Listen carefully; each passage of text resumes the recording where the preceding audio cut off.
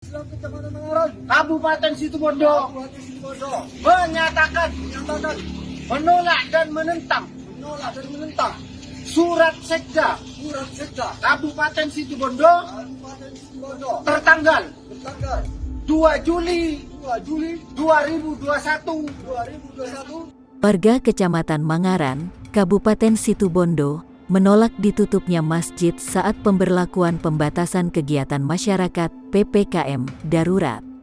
Sosok tersebut bahkan mengaku siap berperang jika ada yang tetap menentang dan memaksa penutupan masjid di wilayahnya.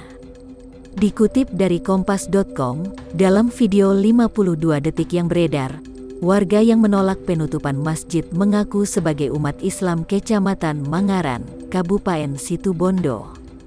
Dalam pernyataannya, mereka menentang surat sekda Kabupaten Situbondo tertanggal 2 Juli tahun 2021.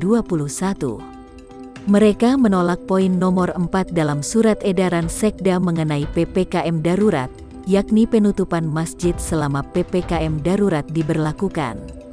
Saat dikonfirmasi, juru bicara Satgas COVID-19 Situbondo Dadang Bintoro juga membenarkan hal tersebut. Kasus ini diketahui sedang dalam penanganan pihak kepolisian. Terkait hal ini, Dadang sendiri meminta agar masyarakat tidak terprovokasi dengan ajakan tersebut. Pasalnya, jumlah kasus akibat virus corona terus meningkat.